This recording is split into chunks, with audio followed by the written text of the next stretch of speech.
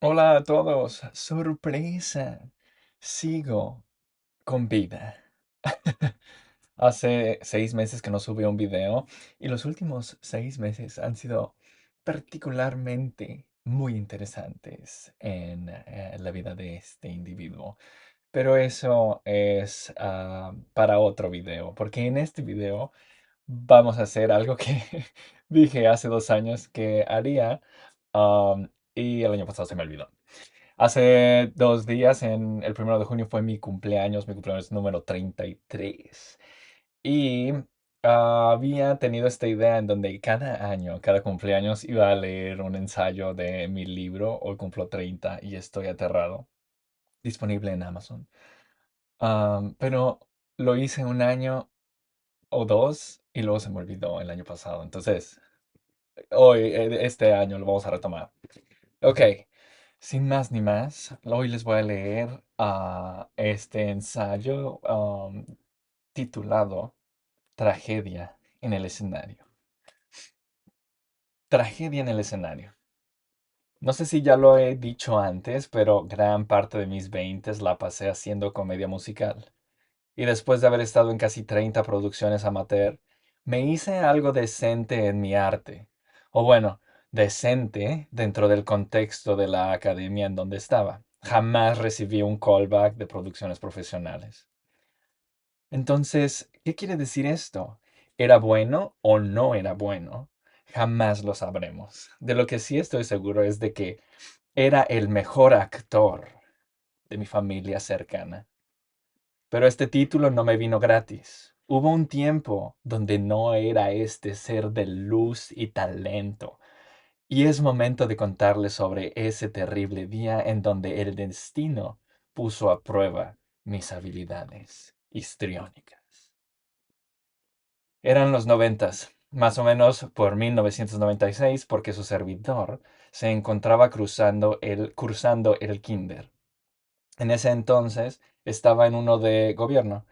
No porque mi familia careciera de poder adquisitivo, sino porque siempre hemos creído y confiado en el sistema de educación mexicano, o al menos lo hicimos durante ese año escolar. Y no es por querer defender algo que no debe ser defendido, pero el kinder ni cuenta. Luego veo a nuevos papás metiendo a sus hijos a kinders de 30,000 varos de colegiatura, en donde les encargan comprar más libros de los que yo llevé en mis 3 carreras universitarias, y en donde las criaturas salen hablando 6 idiomas, incluyendo Farsi, y sabiendo la tabla del 7 de memoria. En fin, espero que sus hijos les agradezcan mucho en el futuro este nivel tan alto de precio de educación. La cosa es que estaba en ese kinder que, si mal no recuerdo, se llamaba Winnie Pooh, Pinocho o algún subtítulo así, para esconder el número de 8 dígitos de cédula y el nombre de alguna licenciada olvidada por el tiempo, cuyo único legado después de 40 años de grilla política dentro de la SEP fue un pequeño inmueble con letras de colores percudidas. Y por lo poco que recuerdo, me la pasaba muy bien. Mi maestra era buena onda y todo era paz. Pero en eso llegó el Festival de la Primavera. Ese año, mi institución decidió tirar la casa por la ventana para festejar la llegada de la mentada primavera. Y decidieron hacer el festival en grande. Nada de dar vueltas en ese patio de bloques de concreto con grietas y a desnivel que causaba al menos 2 descalabradas cada ciclo escolar. No, claro que no. Ni que fuéramos el Kinder Venustiano Carranza. Nosotros éramos los nice. Y por esa misma razón se decidió que ese año el Festival de la Primavera se iría a presentar en el Teatro Cuauhtémoc. Si no eres de la zona metropolitana de la Ciudad de México, o si sí eres, pero siempre has sido de la alcurnia y de la alta sociedad, muy seguramente no conoces el Teatro Cuauhtémoc. Así que ahí les va. No es por desprestigiar la delegación y el inmueble que vio a esta estrella del teatro amateur nacer y crecer, pero imagínense la zona más marginal de Naucalpan, Estado de México.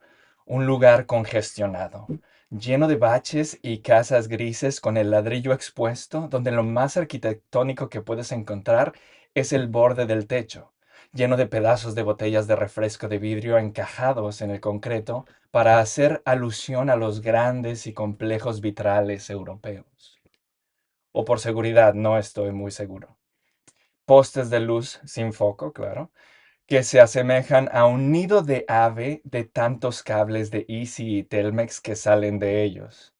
Un mar de peatones de todos los matices que encuentras en el nivel socioeconómico medio bajo y para abajo, que tienen que zigzaguear en las quebradas banquetas, cabizbajos, para no chocar con la lona de alguno de los cientos de negocios informales de comida, vestido, entretenimiento y sexo, encajando las uñas en sus pertenencias para evitar que algún compatriota les quiera violentar y tomar como suyas sus muy modestas posesiones.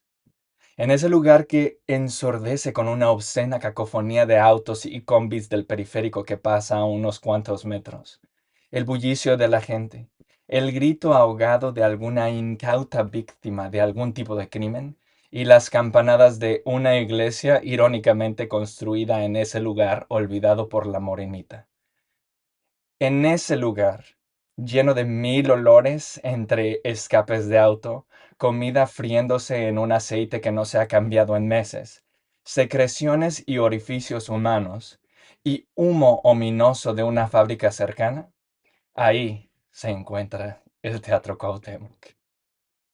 Y también era bien pinches difícil encontrar dónde estacionarse, cabrón.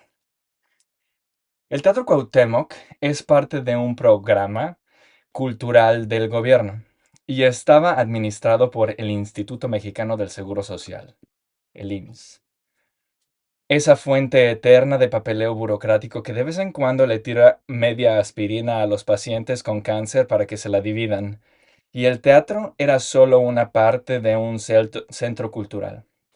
El complejo tenía una explanada para eventos, un estadio cerrado, alberca olímpica, cancha de fútbol y el teatro en sí.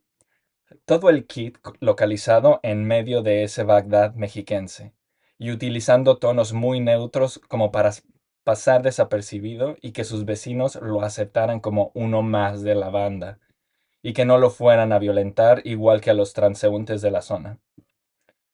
En cuanto a la convocatoria y taquilla, el teatro era muy pobre porque por un lado se encuentra localizado en una zona donde las artes dramáticas están por muy abajo en la pirámide de necesidades de Maslow, y por otro, porque al ser prácticamente del gobierno, lo más emocionante que pudieras encontrarte en él sería una obra sobre la importancia del sexo seguro en los adolescentes, y a veces la casa de Bernarda Alba. O sea, aquí no pasan Mamma Mía, pues. A pesar de esto, el teatro en sí estaba bastante decente. Buen tamaño, butacas cómodas, relativamente limpio, a excepción de los baños para el público, y un escenario amplio para cualquier motocicleta, castillo, fachada de vecindad, villa griega, orquesta, departamento bohemio o bar español ochentero que se les ocurriera sacar en la obra. El único detalle que quizás tenía era que cuando hacía calor, hacía calor. De repente veías a todas las señoras con el abanico como si esto fuera una escena de iglesia en el color púrpura. Ahora que ya conocen el lugar, podemos regresar a la terrible historia. Como les decía, la mesa de directivos de mi modesto kinder de gobierno decidió que sería una muy buena idea presentar el Festival de la Primavera en dicho nido de ratas. La zona, no el teatro. Esto con motivos que no logro comprender. Pero en fin, ahí se iba a hacer, entonces todos éramos felices. Pero resulta que no todos éramos felices porque como ya teníamos el prestigioso inmueble rentado y apartado, la presión estaba al tope. Casi tanta como la que siento yo en este momento que estoy editando el libro después de haber anunciado que lo iba a publicar este año. Dispensen romper la cuarta pared. La presión estaba hasta arriba. Y no sé si han visto alguna vez en sus vidas a un niño de kinder. No hay mucho espacio dentro de él para tanta presión.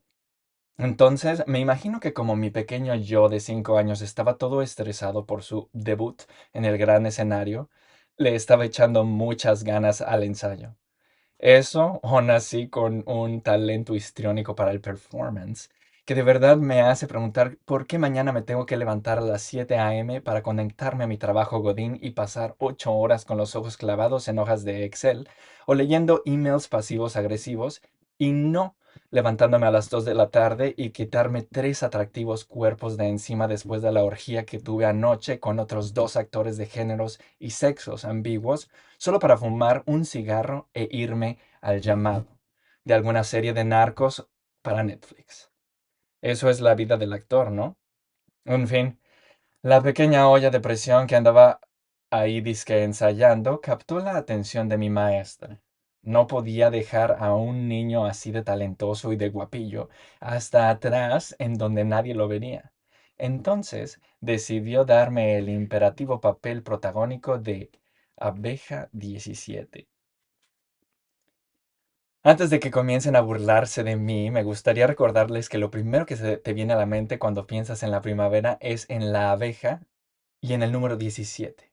Entonces, como pueden ver, era el papel de mi vida. Me habían descubierto. Era mi gran break. Primero, Abeja 17. Después, Plaza Sésamo. Agárrate, Imanol. Hay un nuevo niño estrella mexicano de los 90.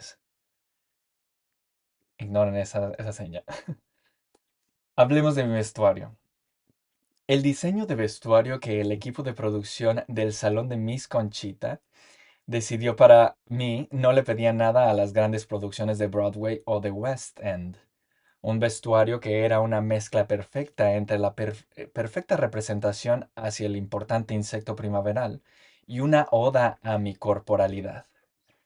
Diseñado a la perfección para jamás opacar mi talento, proyección y presencia, pero sin permitir olvidar que, pues, era una abeja, básicamente. Una excelsa abeja. Este consistía entonces en un largo y delgado óvalo de fieltro amarillo con rayas negras y un largo oh, y un hoyo en medio del...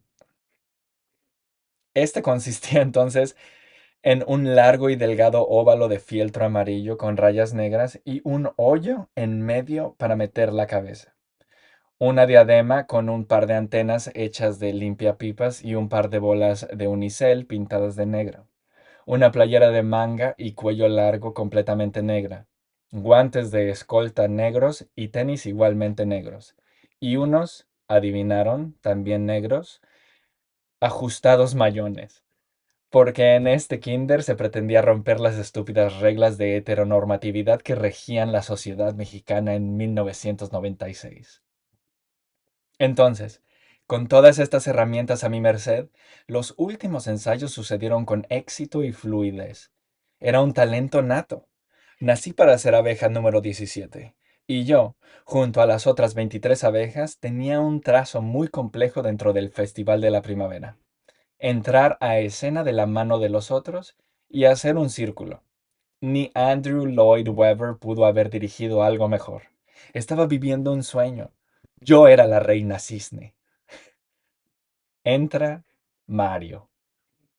Mario era un compañero cuyos papás también confiaban en el sistema educativo del país.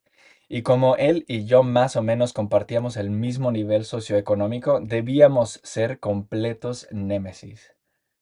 Ahora que lo pienso, teníamos muchas cosas en común, pero en lo que sí diferenciábamos era que mientras yo tenía mi muy envidiable triciclo Apache de los Caballeros del Zodiaco, él tenía un Avenoto. El muy perro ya andaba a 2 ruedas. Pero encuentro sosiego en que, como veremos más adelante, él y yo teníamos otra diferencia: el valor que le dábamos a nuestras responsabilidades histriónicas. Para rematar, al estúpido Mario le habían dado el papel de sacerdote. Todos queríamos ser el sacerdote. Incluso se rumoraba en los columpios que nuestro compañero Pepe tiraba todos los nuggets que le mandaban del lunch su mamá al excusado únicamente para poder tener la oportunidad de ser casteado en el papel del sacerdote. Promesas se rompieron, amistades también, y al final le dieron el papel a Mario. ¿Por qué habría un sacerdote en un festival de la primavera del kinder?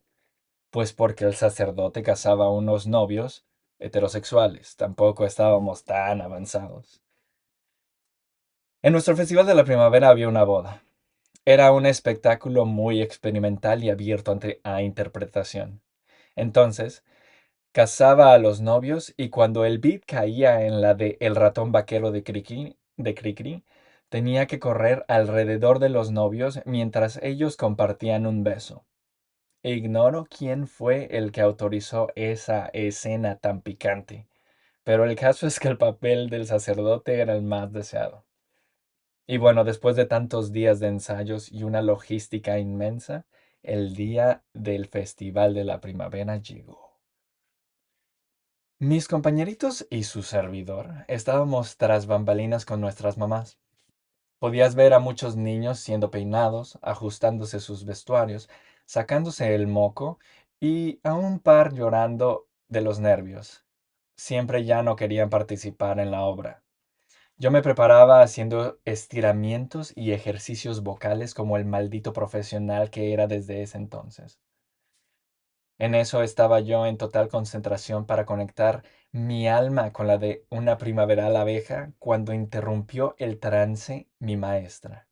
Estaba en total devaste. Betito, Mario se enfermó y no va a poder venir. ¿Puedes hacer tú el papel del sacerdote? Miren, yo no era ningún tonto. Mario no se había enfermado. Seguro la escolta del papá le dijo que no era seguro venir a esta zona olvidada por la bondad. O quizás solo le dio flojera. Malditos burgueses. Siempre creyendo que pueden jugar con el tiempo de nosotros, el proletariado. Claro, Miss. Me sé todos sus trazos a la perfección, respondí. La maestra regresó a sus tareas de preproducción tranquila con el tema del sacerdote desertor, pero un poco confundida por el léxico tan avanzado a tan poca edad de su servidor. Alberto, ¿estás seguro de poder hacerlo? Preguntó mi mamá.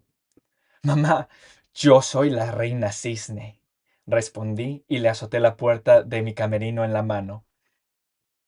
El plan era sencillo.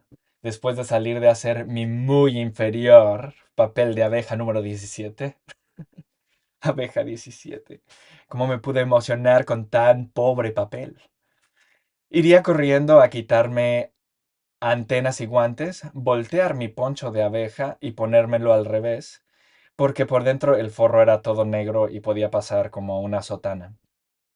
Acto seguido, saldría de nuevo a escena como el sacerdote que debí de haber sido desde el principio. Jamás se vio tal ingenio y creatividad de vestuarios en la historia del teatro. El recinto estaba a reventar. Las 70 butacas de este teatro de más de 60 años, ¿60? 60 años, completamente ocupadas. Se podía oír el murmullo de mamás, abuelitas y papás entre trabajos, todos emocionados por ver a sus criaturas en escena. En eso sonó, en eso sonó, mamis y papis, favor de tomar sus asientos. El show va a comenzar. Y así, sin otra instrucción más, aún no existían los celulares en Naucalpan, la música comenzó a sonar. Showtime. El Festival de la Primavera empezó y corrían los primeros números. Lo único que podías oír en todo el lugar era una mezcla de canciones infantiles y el dar cuerda de cientos de cámaras desechables Fujifilm. La temperatura empezó a subir y el aire comenzó a volverse más húmedo y pesado por el transpirar de 100 cuerpos y las lágrimas de 50 señoras. Y después de que los números de los salones más abajo, de edad y de talento, que nosotros, Llegó nuestro momento.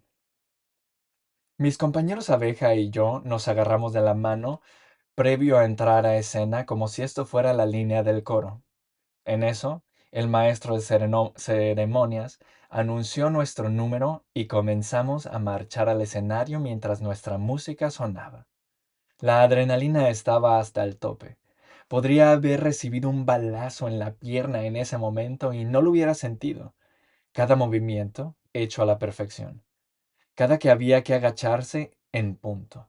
Cada que había que agarrarse la carita y hacer bzz, bzz, preciso. Jamás se había visto tal interpretación. Era como ver a una abeja de verdad. O bueno, al menos yo, porque un par de mis compañeros abeja, al ver a sus mamás entre el público, fueron traicionados por sus sentimientos y se pusieron a llorar. Y por más que nuestra maestra los agarrara de la mano y bailando los intentara volver a integrar en el círculo, nomás no lo lograron y los tuvieron que bajar del escenario a los brazos de sus decepcionados padres, amateurs. Y como todo en esta vida, en especial lo bueno, el momento debía terminar. Nuestra canción acabó y el teatro casi se cae de tantos aplausos. Nunca se había visto algo similar en ese inmueble. Los frágiles cimientos temblaban de la energía salida de las palmas de tanta conmoción. Rodaban miles de lágrimas por las mejillas de mamás, tías, abuelas y el par de abejitas quebradas por la presión del escenario. Pero yo no podía quedarme a saborear este triunfo, porque mi verdadero número, estaba a continuación. Mientras todos mis compañeros se quedaban ahí parados como polillas hipnotizadas por un foco, yo me empujaba entre tanta abeja para llegar a piernas y poder hacer mi mágico cambio de vestuario. Háganse a un lado, ensamble, gritaba. Y después de unos tortuosos 10 segundos, llegué a la pequeña zona donde sería la catafixia. El ratón vaquero empezó a sonar, y los invitados de la boda entraban al escenario. Rápidamente aventé mi diadema y guantes negros a la oscuridad del backstage. Me quité el atuendo de abeja, lo volteé y me lo puse de nuevo. Benditos sean, hijos míos, pues a partir de ese momento yo ya era el sacerdote. Salí de nuevo al escenario y recibí una modesta pero considerable recepción de aplausos, como si fuera Celine Dion saliendo a cantar un reprise al final del concierto, y me coloqué en mi luz. Tuve un poco de tiempo para entrar en papel antes de que comenzara mi momento. Tenían que entrar los novios, los invitados a la boda y así. En una de esas volteé a piernas y pude ver las miradas llenas de envidia de mis compañeros abeja. Pero no me molestó en lo absoluto. Yo era Belinda y ellos Daniela Luján. Este era mi momento y nadie me lo podía quitar. Este era el punto de cisma en donde dejaba atrás la mundana vida de un don nadie y me convertía en un fénix, en una fuerza de poder artística que iba a transformar por completo la manera en la que el mundo veía a los actores mexicanos. Ya no íbamos a ser los mismos chaparritos desechables que morían por decenas en cualquier película gringa, ni los flacuchos medio marihuanos de Gael y Diego. No, yo iba a cambiarlo todo. Yo era la única y verdadera esperanza de México. Regresé al momento y vi que ya todos estaban listos en sus lugares. Era la boda más bonita a la que había ido en ese punto de la vida. Y creo que también la única. A pesar de que, ya saben, era falsa. Ya solo quedaba esperar al cambio en la música para que mi momento empezara. Voy a serle sincero. Estaba nervioso, pero confiaba plenamente en mis enormes virtudes. No, regalos divinos histriónicos. En eso, la música cambió, y yo corrí como alma que lleva el diablo alrededor de los novios, superando por mucho cualquier ensayo que hubiera dado el estúpido de Mario anteriormente. Corría tan rápido que para cualquier mamá que estuviera en butacas sería como ver un halo de luz que abrazaba a los novios. Yo estaba en concentración máxima. Notaba cómo mi frente poco a poco se volvía más húmeda, mis piernas más tensas, pero mi visión era de túnel. Tenía que sacar al sacerdote que tenía adentro. Momentos después, los nervios que había tenido antes desaparecieron y se convirtieron en una fuerza casi divina que me movía desde el fondo de mi corazón. Era una verdadera experiencia religiosa, era prueba de la existencia de una deidad superior. Me encontraba entrando en nirvana. Todo el teatro aplaudía al ritmo del ratón vaquero. El espíritu de Cricri estaba ahí presente.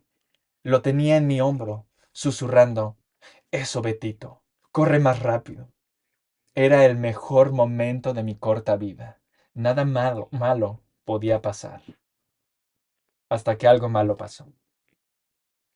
De repente y de la nada emergió una sobrenatural brisa, y apareció con un solo objetivo: impedir que este ser de luz llegara a la gloria artística. Fue el destino.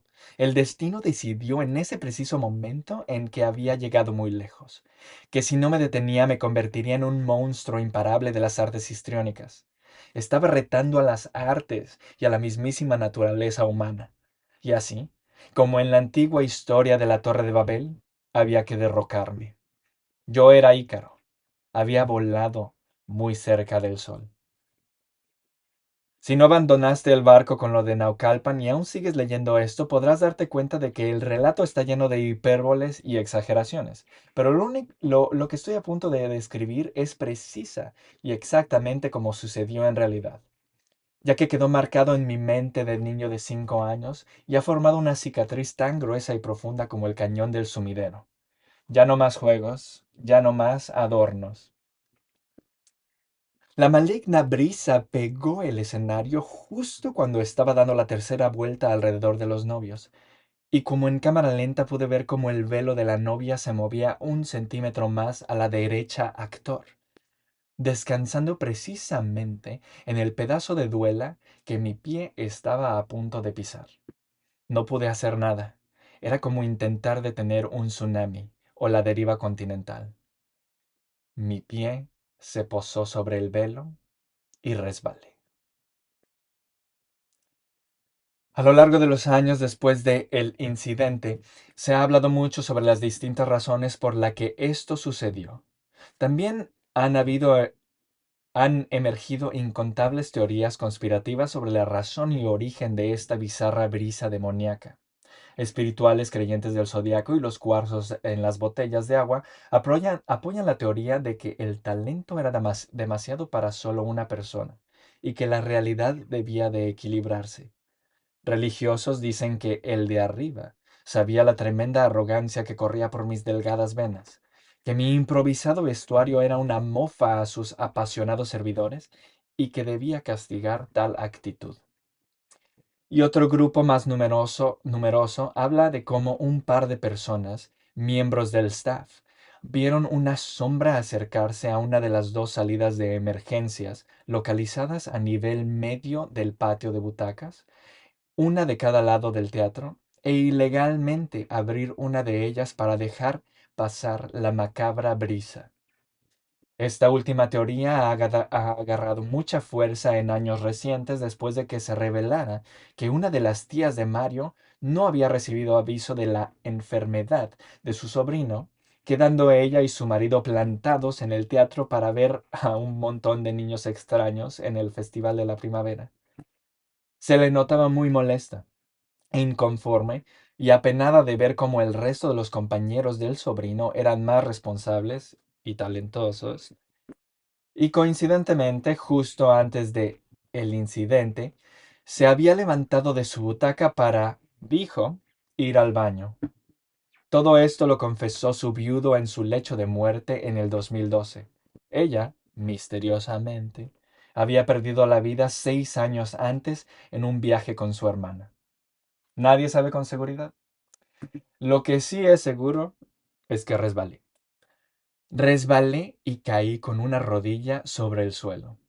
El ratón vaquero quedó totalmente opacado por la tremenda bocanada de aire y el grito ahogado que tomaron todos los presentes. Fue tanto que por un segundo se creó un vacío dentro del teatro donde nadie pudo respirar. Fue como si el mundo se hubiera detenido.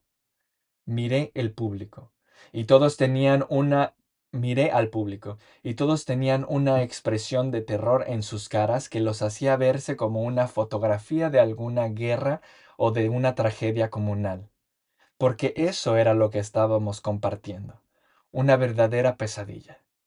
Ese sonido y esa imagen se quedarán conmigo hasta el día de mi muerte.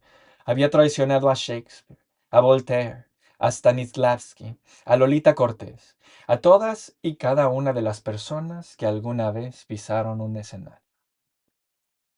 Después de ese segundo que se sintió como una vida eterna, después de ese segundo que se sintió como una vida entera, me levanté y seguí con mi rutina como si nada hubiera pasado. Pero no engañaba a nadie. El daño ya estaba hecho. Todos nos iríamos a casa no pensando en los hermosos vestuarios, la increíble logística, la bella música y las precisas coreografías, sino en ese incidente, en esa tragedia en el escenario. Me sería muy grato contarles lo que pasó a continuación, que aún así nos aplaudieron, que la gente en realidad no se dio mucho cuenta del incidente o que mi maestra y mi mamá me felicitaron por mi trabajo. Pero no recuerdo nada después de ese momento. Quizás es mi subconsciente, que para proteger a ese pequeño niño de 5 años decidió suprimir el recuerdo y la vergüenza consiguientes. Tenía 5 años, y tuvieron que pasar otros 14 para que volviera en mí esas ganas de subirme a un escenario. Pasé todo ese tiempo viendo películas y performances con un pequeño sentir, una pequeña cosquilla que me atraía e hipnotizaba, pero que casi inmediatamente mi estómago suprimió como el juego de pegarle a los topos con el mazo. Las inseguridades que nacieron a partir de ese fatídico día siempre tenían la ventaja. Y casi por accidente, una tarde-noche de mayo del 2011, a los 19 años, entré de nuevo al recinto. Sentí el frío aire de la falta de público. Olí la vieja alfombra color marrón. Escuché el crujir de la negra madera al subir las escaleras. Coloqué mis pies sobre el mismo escenario que alguna vez me había hecho tanto daño para escuchar las instrucciones del director de la obra que yo estaba a horas de estrenar. Y fue cuando en verdad comenzó mi relación con el Teatro Cuauhtémoc. Pero esa es otra historia.